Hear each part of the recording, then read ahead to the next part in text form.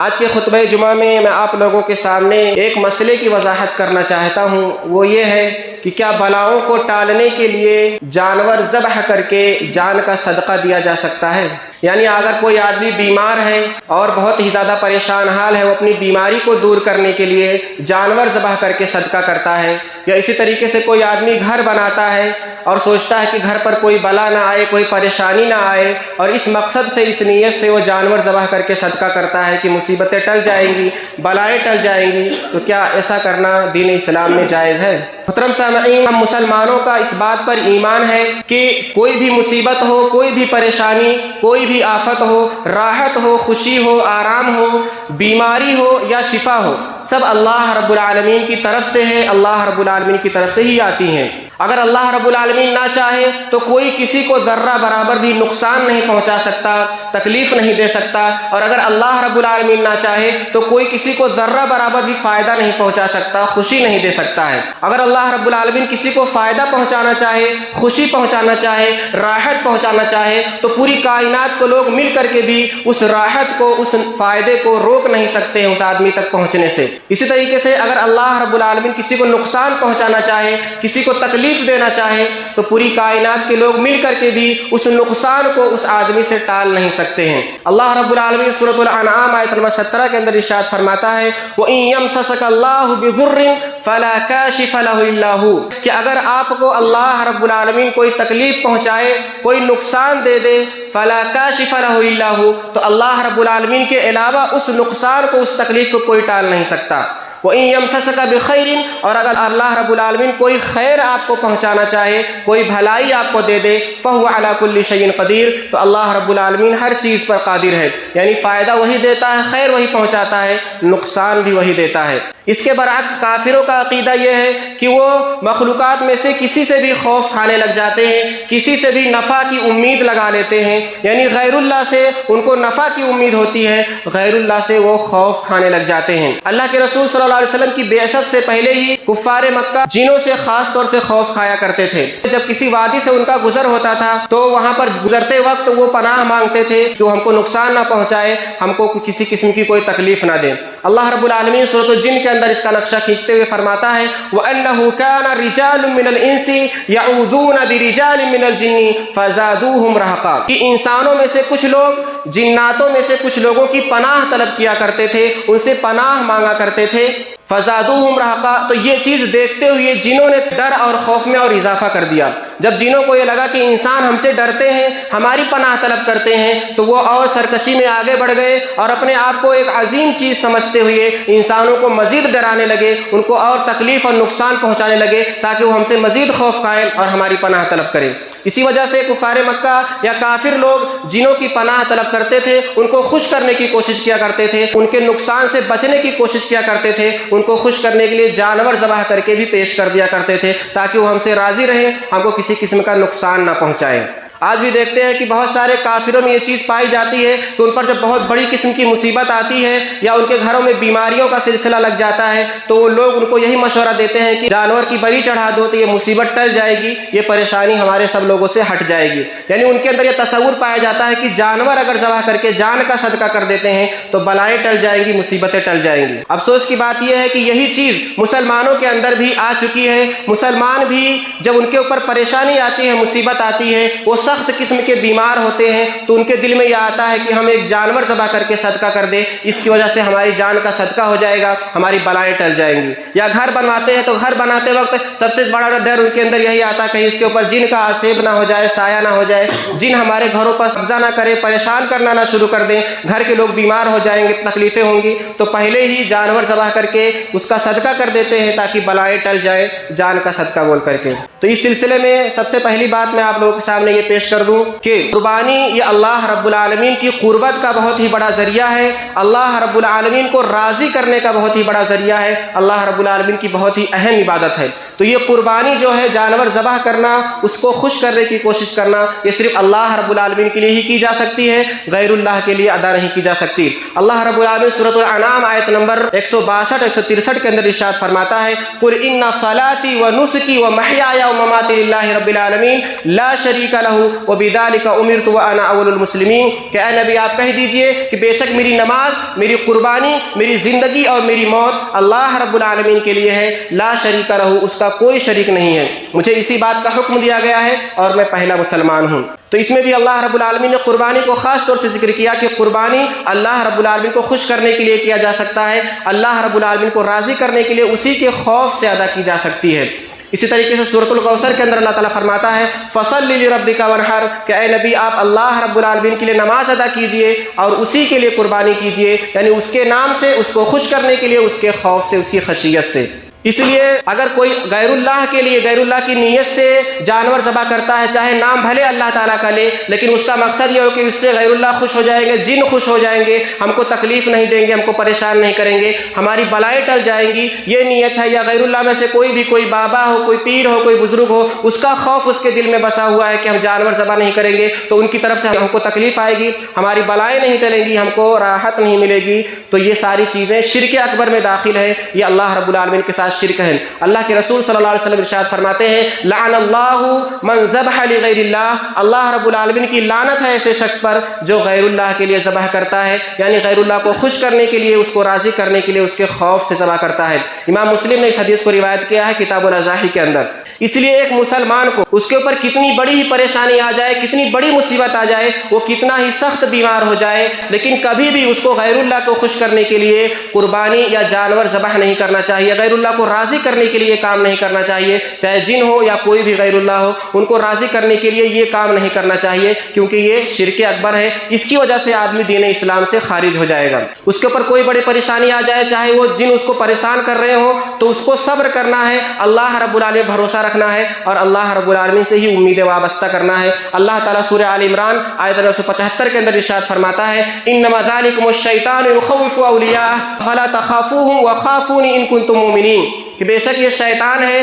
جو اپنے اولیاء کے ذریعے تم کو خوف دلاتا ہے، ڈراتا ہے، فلا تخافوہم، تو تم ان سے خوف مت کھاؤ، یعنی شیطان سے مت ڈرو، وخافونی، اور مجھ سے خوف کھایا کرو، مجھ سے ڈرا کرو، ان کنتم مومنین، اگر تم مومن ہو۔ تو اگر آدمی ایمان والا ہے، توحید والا ہے، اللہ رب العالمین کو مانتا ہے، تو اس کو یہ زیبا نہیں دیتا کہ وہ غیر اللہ کو راضی کرنے کی کوشش کرے، اس کے لیے جانور ذبح کرے، چاہے ظاہری طور پر ایسا کرتا ہے کہ اس کو معلوم ہے کہ میرے گھر پر جن کا سایہ ہے یا جن کی وجہ سے ہم پر مصیبتیں آ رہی ہیں، پریشانی آ رہی ہیں، تو جان بوجھ کر کے ایسا کرتا ہے کہ میں غیر اللہ کے لیے ذبح کر رہا ہوں، لوگوں کو بتاتا بھی ہے کہ اس کی وجہ سے جن کی تکلیفیں دور ہو جائیں گی، تب بھی وہ شرک کرتا ہے۔ اور اگر دل میں اس کی نیت ہے، لوگوں کے سامنے ظاہر کرتا ہے کہ میں اللہ تعالیٰ کو راضی کے لیے کرنے کے لیے کر رہا ہوں، یہ اللہ تعالیٰ کے لیے میں صدقہ کر رہا ہوں، لیکن دل میں اس کے یہی ہے کہ میں اس کی وجہ سے جن کو راضی کرنا چاہتا ہوں، جنوں کو خوش کرنا چاہتا ہوں، تاکہ وہ ہمارے اوپر سے پریشانی کو ہٹا دے، ہم کو پریشان کرنا چھوڑ دے، اس حالت میں بھی وہ شرک کرتے ہیں، چاہے چھپا کے کریں یا ظاہری طور سے کریں،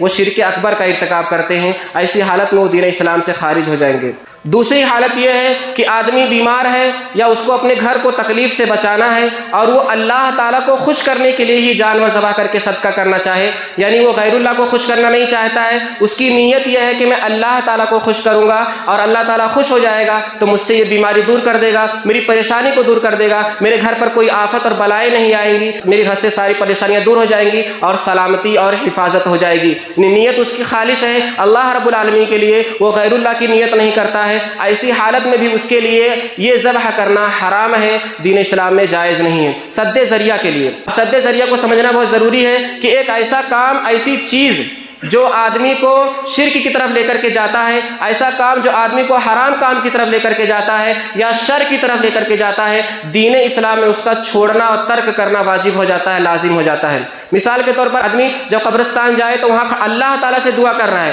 لیکن قبر کے سامنے وہ دعا نہیں کر سکتا اللہ تعالیٰ سے، اس لیے کہ اس میں شرک کی آمیزش یا شرک کا شائبہ ہو جائے گا لوگوں کو۔ اسی طریقے سے قبر کے سامنے نماز پڑھنے سے روکا گیا، یہ بھی سد ذریعہ ہے کہ آدمی شرک کی طرف مبتلا نہ ہو جائے۔ اسی طریقے سے ایک آدمی کو اللہ کے رسول صلی اللہ علیہ وسلم نے کچھ اوقات میں نماز پڑھنے سے روکا ہے، جیسے کہ سورج جب طلوع ہو رہا ہو یا جب غروب ہو جا رہا ہو، تو خاص طور سے اللہ کے رسول صلی اللہ علیہ وسلم نے منع کیا ہے کہ جب طلوع ہوتے وقت نماز مت پڑھا کرو، غروب ہوتے وقت نماز مت پڑھا کرو، کیونکہ اس وقت سورج جو ہوتا ہے وہ شیطان کے دو سینگوں کے درمیان ہوتا ہے، تو اس وقت لوگ سورج کی پرستش کرتے ہیں کافر لوگ، تو مسلمانوں کو نماز پڑھنے سے روکا گیا کہ کہیں یہ شرک کی طرف نہ لے کر کے چلا جائے، لوگوں کو یہ نہ لگے کہ وہ سورج کی پرستش کرتے ہیں یا سورج کی عبادت کرتے ہیں۔ تو دین اسلام میں ایسی چیزوں کو منع کیا گیا ہے جو شرک کی طرف لے کر کے جائیں. یعنی شرک کرنا تو منع ہے ہی، لیکن جو چیزیں شرک کی طرف لے کر جاتی ہیں، ذریعہ بنتی ہیں، ایسی چیزوں کو بھی چھوڑنا دین اسلام میں لازم اور ضروری ہے. اگر کہیں پر غیر اللہ کی عبادت کی جاتی ہو یا کی جاتی تھی، کافروں کی عید وہاں منائی جاتی تھی،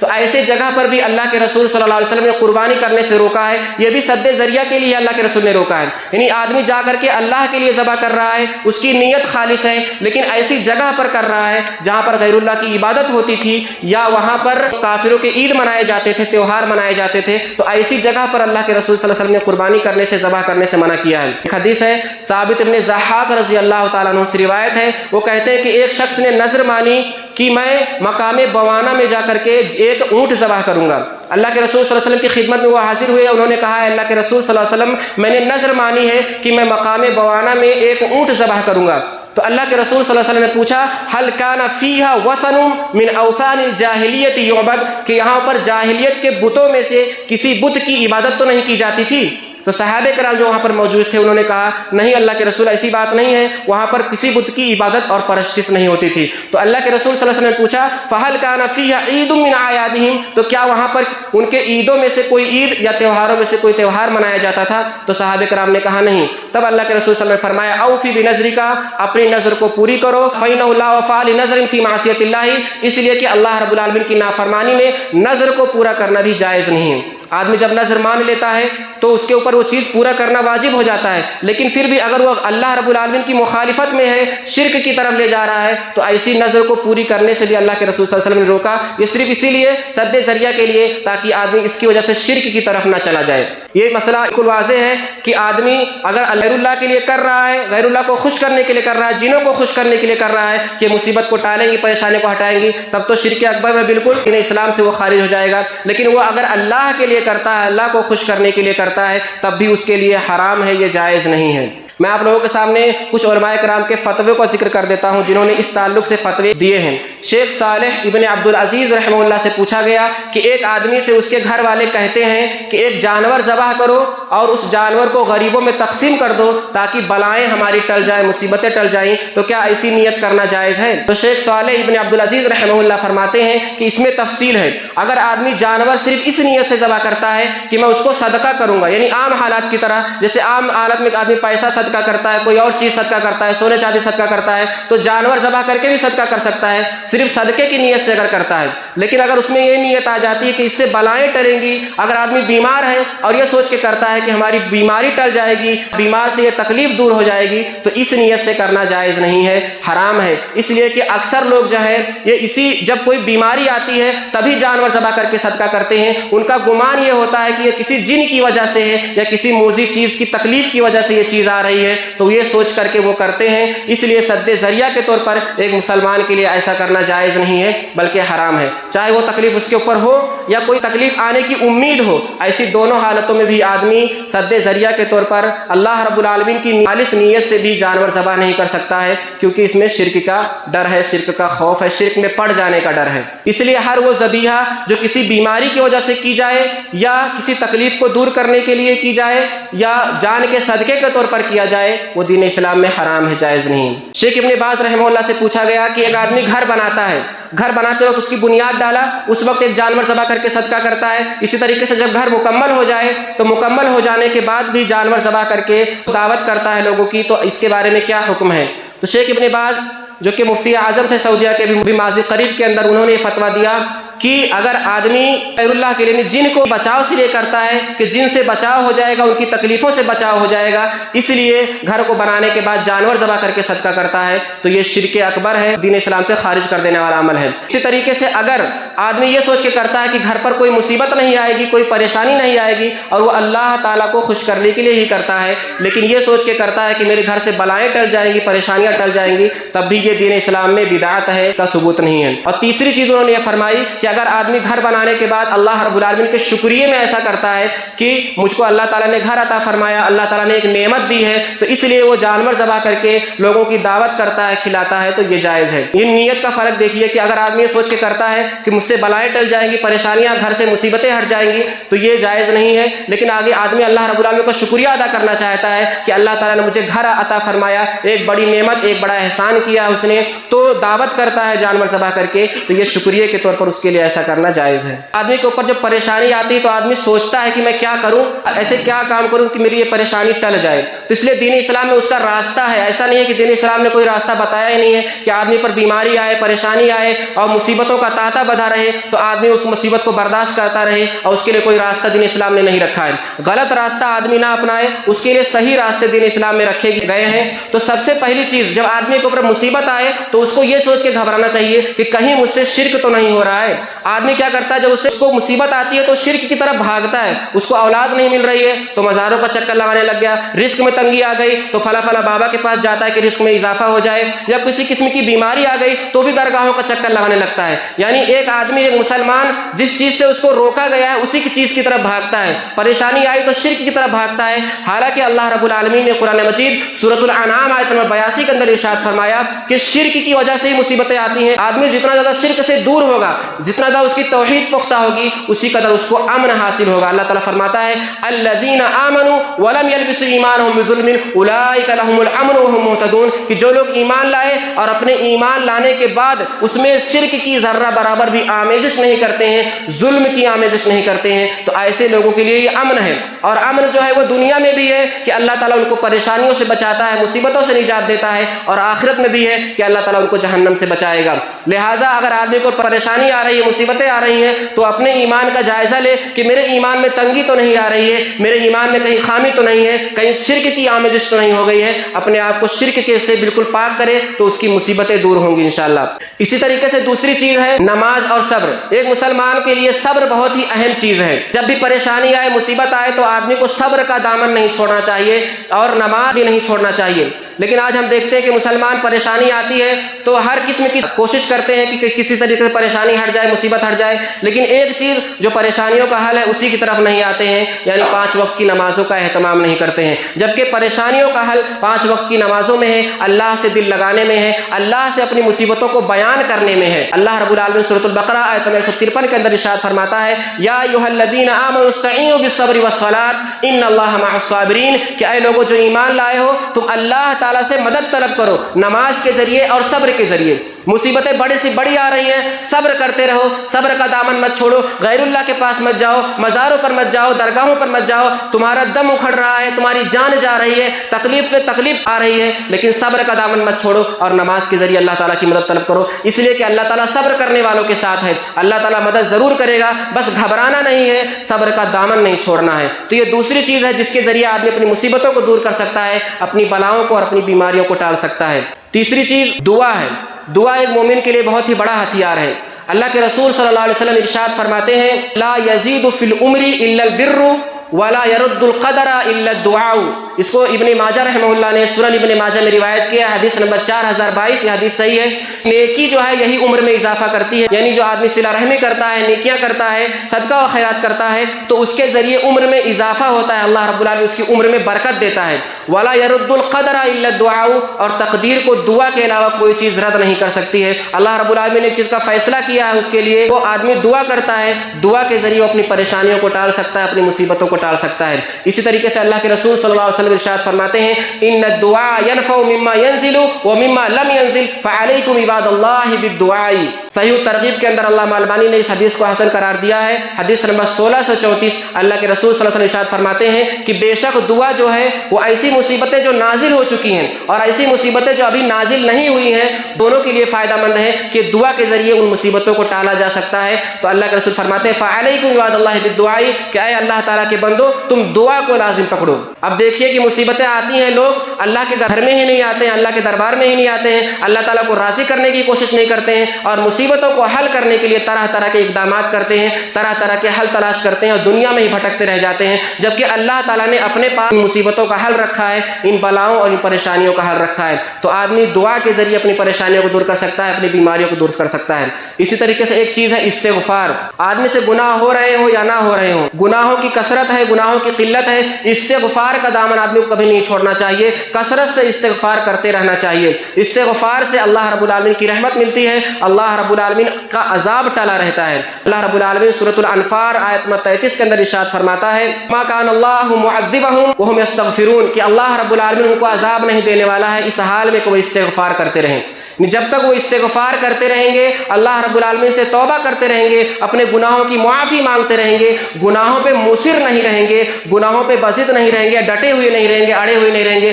گناہ ہوا فوراً توبہ کر لیا، گناہ ہوا فوراً توبہ کر لیا، استغفار پہ استغفار کرتے رہے، اللہ کے سامنے آنسو بہاتے رہے، روتے رہے، تو اللہ تعالیٰ ان کے اوپر عذاب نہیں نازل کرے گا۔ یعنی ایسی مصیبتیں جو عذاب بن جائیں، مومن کو توڑ کے رکھ دے، پریشان کر دے، ایسے عذاب اللہ رب العالمین نازل نہیں فرمائے گا۔ سورہ نوح کے اندر اللہ تعالیٰ نے استغفار کو حل بتاتے ہوئے فرمایا فَقُلْتُ اسْتَغْفِرُوا رَبَّكُمْ إِنَّهُ كَانَ غَفَّارًا يُرْسِلِ السَّمَاءَ عَلَيْكُمْ مِدْرَارًا، کہ تم پر اللہ رب العالمین آسمان کو موسلا دھار بارش نازل فرمائے گا اور اولاد کی کثرت کر دے گا، مال و دولت کی کثرت کر دے گا۔ تو یہ استغفار کی برکت ہے کہ آدمی استغفار کرے، اللہ تعالیٰ سے معافی مانگے تو اس کی مصیبتیں ٹلیں گی اور اس کو اللہ رب العالمین کی نعمتیں حاصل ہوں گی۔ ایک چیز اور کہ آدمی مومن کی کوئی تکلیف دور کرے، مومن آدمی پریشان حال ہے، اس کو کسی قسم کی پریشانی ہے، وہ تنگ دست ہے، تو اس کی تنگ دستی کو آسان کر دے یا اس کی تکلیف کو دور کر دے تو اللہ رب العالمین کی مدد آتی ہے، اللہ رب العالمین اس کی پریشانیوں کو دور کرتا ہے۔ ایک حدیث ہے جس کو امام مسلم نے روایت کیا، حدیث نمبر 6853، عن ابی ہریرہ رضی اللہ تعالیٰ عنہ قال قال رسول اللہ صلی اللہ علیہ وسلم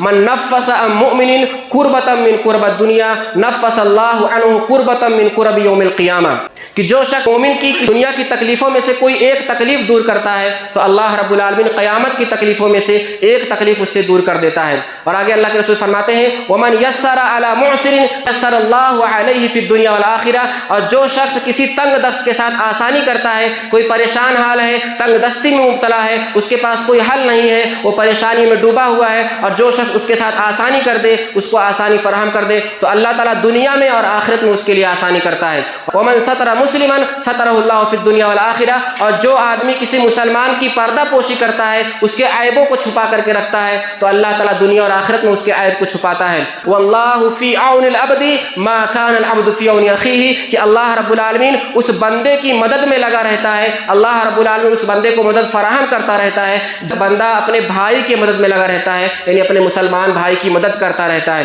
تو یہ چیز ہے جس کے ذریعے آدمی اپنی مصیبتوں کو ٹال سکتا ہے، اللہ رب العالمین کی مدد کو پا سکتا ہے، آسانی کو پا سکتا ہے۔ لہٰذا ہم کو جب پریشانی آئے، بلائیں آئے، مصیبتیں آئے، بیماری آئے تو گھبرانا نہیں چاہیے، صبر کا دامن تھامے رہنا چاہیے، کبھی بھی غیروں کی طرف نہیں جانا چاہیے، یہ نہیں سوچنا چاہیے کہ جن کی وجہ سے پریشانی آ رہی ہے تو ہم جانور ذبح کر کے خون بہا دیں تو جنوں کی تکلیف سے بچ جائیں گے، پریشانی ہٹ جائے گی، بلکہ اللہ رب العالمین کی توحید کا سہارا، اس کی رحمت کا سہارا رکھنا چاہیے، دعائیں کرتے رہنا چاہیے، اسی طریقے سے مومن کی مدد کرتے رہنا چاہیے تاکہ اللہ رب العالمین کی مدد ہمیں حاصل رہے۔ آخر میں اللہ رب العالمین سے دعا ہے کہ اللہ رب العالمین ہمیں شرک کی طرف لے جانے والی دوسری چیزیں جو ہیں ان ساری چیزوں سے ہماری حفاظت فرمائے، ہمیں ان سے بچنے کی توفیق عطا فرمائے۔ اللہ رب العالمین ہمیں توحید پر کاربند رکھے، ہمیں سنت رسول صلی اللہ علیہ وسلم کا پابند بنائے، بدعتوں سے اجتناب کرنے کی توفیق عطا فرمائے۔ اللہ رب العالمین جب تک ہم کو دنیا میں زندہ رکھے، دین اسلام پر زندہ رکھے، جب ہمارا خاتمہ ہو ایمان پر ہو،